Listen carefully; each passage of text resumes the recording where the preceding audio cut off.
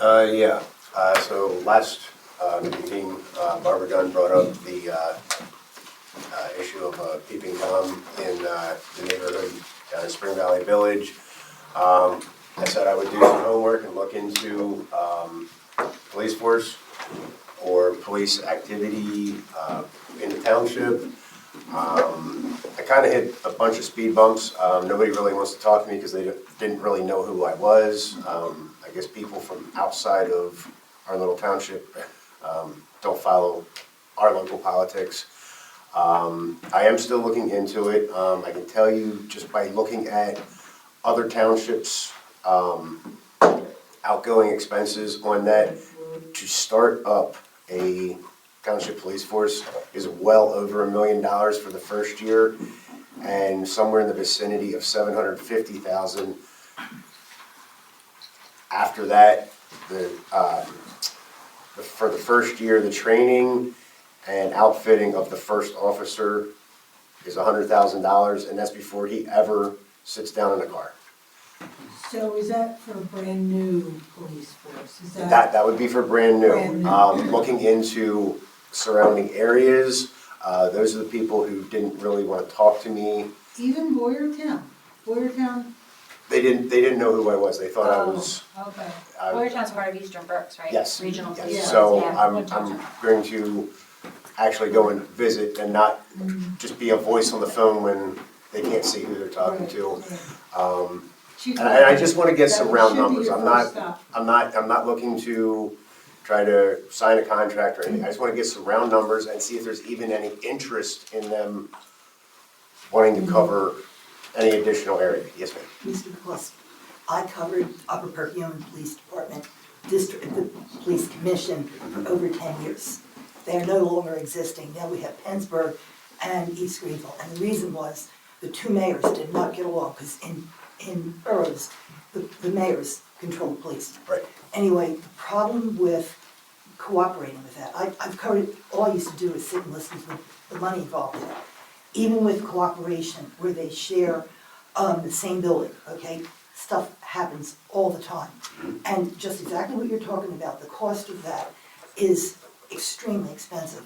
And the other thing that was shocking to me when I was writing about it is that they have to have insurances that you never even dreamed of. And it isn't just, you know, if a cop shoots somebody and there's a lawsuit. It's if something goes wrong and the municipality gets sued. Yep. And it's hard to get those insurances because they just don't, then what happens is a bunch of other municipalities have to pool their resources to get the insurances they need. But it ends up falling apart eventually, which is what happened. I'm in Upper Hanover Township. John knows this. We have 12,000 people in several huge developments, 750 houses.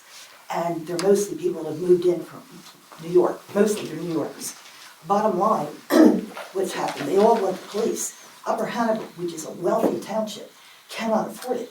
And so what we have is state police. And a lot of people, they act like their own 911 because you're going to wait 2 hours for a cop. That's the problem with it. But on the other hand, it's so expensive. When you really get into it, go in and see them and go over to Upper Perk.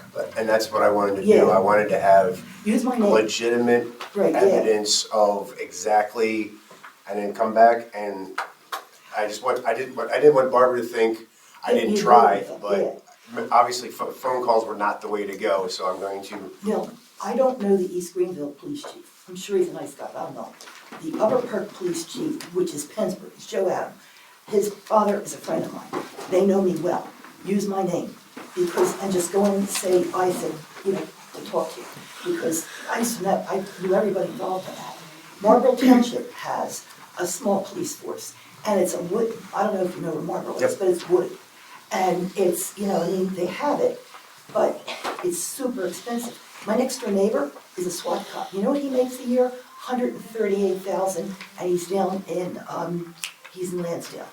So I'm pretty much protected because in hunting season, it's all SWAT cops in the trees across from my house. So I hope this helps. This is just life experience. Yeah, any information helps. Yeah, go see Joe I just wanted Barbara to know that nobody was not doing anything and that it's gonna be a work in progress. Yeah.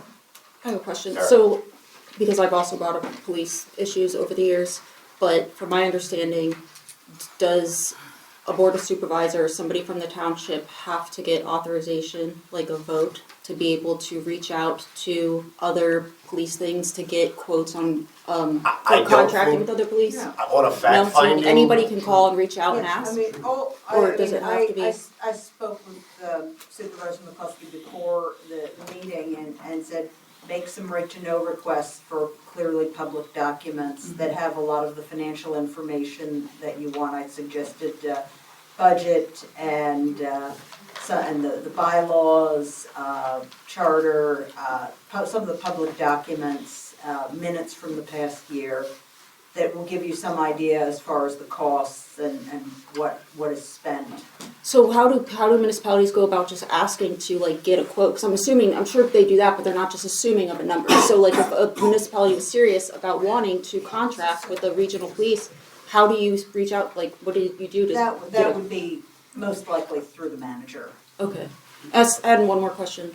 Is it possible to have some sort of, since you're doing this data center ordinance and stuff, like to have some sort of community benefit agreement or something worked into that where things that are built that are big like that could contribute funding towards something like anything? But like, for example, I know some small townships have that in their data ordinances to get money to go towards police and certain things like that.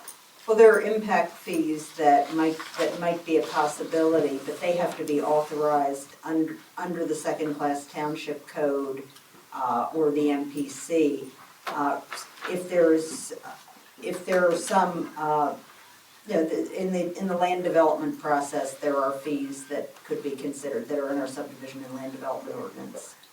But they're not gonna pay the cost of police force for a community. No, they're not gonna pay the cost of the No police way. force to the community, I mean- but there, for example, there are, again, there are impact fees such as stormwater impact fees that are in our ordinances that they would be required to pay.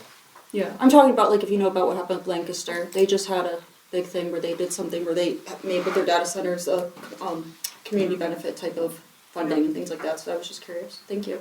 Yeah, I mean, there are things that can be looked at. I do know a police sergeant over at Boyertown, so I can maybe get you an appointment with Chief Leatherman just to talk to him. And actually, I think all you need to say is, look, I want to understand how you combined forces with Colebrookdale. How did that work? What were the logistics? I think if you got an understanding, get your foot in the door, and then you can take it from there. Yeah, It's an easy and enough like I said, request, I'm yeah. just on a fact-finding mission, so I don't want anybody to think anything above and beyond that. Right, there's nothing that can be done without bringing it to the Board of Supervisors for a vote and contracts entered into. Mr. Stone? Yeah, Dave, didn't we talk about this 5 years ago? I can tell you, Bechtelsville has 8 hours of coverage, Yeah, 8 hours A day or a week? a day. Okay. And it eats 80% of their budget. The budget's $500,000. and didn't we look like Douglas Township, Berks County, kind of the same citizen count and everything else? I believe they were $1.5 million yearly budget, and it was not 24-hour coverage.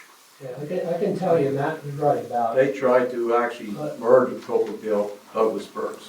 You're talking just for And that didn't one work out. police car. Yeah. And that One didn't work police out. car. We get them under co-stars down there where I work. One police car. It's $135,000 for a bare car, no lights. The lights are another $35,000. That's not the computers, that's not anything inside the car that he needs, so, I mean, like I said, I will do the homework, I'll get you all the information and bring it to you, but just talking to the two or three people that have taken the time to talk to me, it is a very expensive adventure. I concur with what Mary said. I follow a lot of the stories she's talking about. And joint municipal police protection has been a nightmare with the two communities, like pitted against each other and lawsuits and. Didn't they fight over the radio? Are they still They fighting fought over the radios? everything. They split up Now, East Greenville has their own police department with their own police chief. Yeah. Pennsburg has a pretty good police department with a very sophisticated, Yeah, and the that- chief it was, of it was a police very SWAT public and ugly Oh, divorce, yeah, yeah. I was- I mean, we were concerned, and we are concerned about our taxes rate getting raised, and to support the fire and emergency services, which we all need and we support. That's a drop in the bucket of what we're looking at. I mean, let's not even go there. It don't hurt to check, but And that's all I'm doing is doing the homework. okay, I That's fine. I honestly think it's probably not feasible in any way, shape, or form, but I will do the homework because I said I would. thank you. And worst case scenario, maybe we can work something out with PSP for a little more coverage. I don't know. It's all, One of my best friends was the mayor of Pennsburg, not the one that was crazy, the one that was the one that was pain, caused everything. Bottom line, my girlfriend was the mayor as well, years before. She lives in a little bungalow, she's paying over $10,000 a year in taxes on it because they've got a good police department. But it is a good point, it is a good force, one thing I gotta say. You know, as far as these communities that have,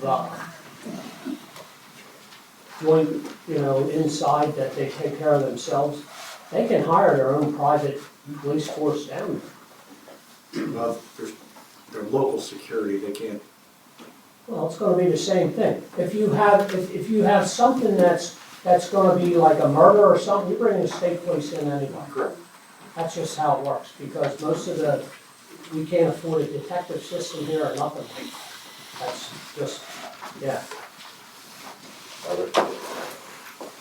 Only because of Spring Valley and the number of older people that live there, they are a target for scams and people knocking on their doors, trying to sell, or parked out in front of their house, and it could be a half hour, 45 minutes. By the time someone thinks, well, you know what, maybe I should call the cops, it takes them 45 minutes to an hour to get there anyway. So, I think that's the concern, and yes, we talked about the neighborhood watch and things like that, but, we're talking an average of 75, 80-year-olds in that development, and, that's not gonna Maybe you work. should get Margaret to look for a grant for ring bells. The cameras. I'm sorry, I didn't The hear you. rings for cameras on the doorbells and stuff, and have them phoning, even if it's not your house, somebody down the road might catch a car, see there's grants available to help. If you're calling the cops when somebody sits in front of your house for a half hour, come over to Fortdale Road. Anybody that goes up Fortdale Road stops in front of my damn house, my dogs go back snot crazy, and because people sit there and talk on their phone Yeah. for 40 minutes to an hour because they lose service going up Fortdale Road. The honest way I stop them, I open carry my firearm. I walk out my door with my open holster right on my chest, Recommend that, and people very quickly scurry along the road. That's an open carry state. An 85-year-old man is not gonna do that. If you're sitting there for a half hour, 40 minutes, you need to be moving along. One thing I'd like to comment in regards to what Barbara said, I agree. Several years ago, you needed the state police. You were looking at 45 minutes to an hour and a half till they'd show up. However, in the last year, we needed to call the state police twice. Both times they were there in less than 10 minutes. And I commended them and I said, wow. They said, well, we now keep a patrol officer in this area like all the time. And when they said this area, I think they said like between Valley and Boyertown, that they always have an officer assigned to this area. So, You got lucky. I mean, I'm just saying, I've been impressed. I've been impressed that they were there in very short order. Yeah. Yeah, I was gonna say they came to my house. Okay, so. I'm satisfied with the state police. Okay, so good topic, we'll revisit next month. Okay, moving on, subdivisions, planning, there is none, subdivision extensions.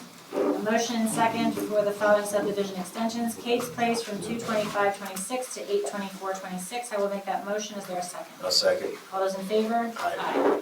A motion for the subdivision extension, Rose Bros from 3/4/26 to 6/2/26. Is there a motion? I'll make that motion. I will second. All those in favor? Aye. Aye. Communications, a copy of the ARB delinquent account report is enclosed. Announcements, the next Board of Supervisors workshop meeting, if necessary, if we want to get that, some of these approvals going, because the bids too, if we get the details on the roads and stuff. Would You be, just say it will be for sure then? no, Oh, okay. we might, heard he's there talking. might actually be some things to do, Other right, than that that, we would want to catch up on, yeah, so, yeah. But it would be canceled within what, 48 hours, I think? That'll be Thursday, March 12th at 7 PM. The next regular Board of Supervisors meeting will be held Thursday, March 26th, 2026 at 7 PM. Yes. Just a point of order. At the beginning of the meeting, you mentioned in executive session, your statement on the reason was just legal. It's a little too broad. It was Yeah, I'll tell you, it was, first of all, a personnel matter, personnel discussion, and also, potential litigation, threatened litigation, regarding 2213 Old Route 100. I'll just tell you what it is, and I'll even give you a status report on it, that there is we're having a conference with the property owner's attorney on March 4th, Wednesday. So that was the subject of the executive session. Okay. Second, on the point of order, the supervisors and council, you are aware of the sunshine law, and taking actions outside a public meeting is a very bad act to do, and getting consent on items outside a public meeting is a violation of the sunshine law, correct? We're all aware of that? Yeah. Okay. Can I ask what you're referring to, Joe? I got an email on a pending open records request with the state of Pennsylvania. Council requested authority to get approval from the Board of Supervisors to enter into mediation. That took place on Friday at 4:45 PM. On Monday, at approximately, I think it was 11 AM, the approval was granted by the Board of Supervisors from Council to the Office of Open Records with no public discussion. So, did you discuss that and provide authorization to do so to Council without public meeting, or did Council do that on their own? First of all, it's not a decision that would require, it wouldn't require any kind of deliberation anyway. However, it's a moot point because the Office of Open Records didn't entertain mediation. Okay, but understanding that the sunshine law, if you're willing to do that for a matter inconsequential, any action taken is supposed to come before a public meeting. Council advising you to do so is wrong.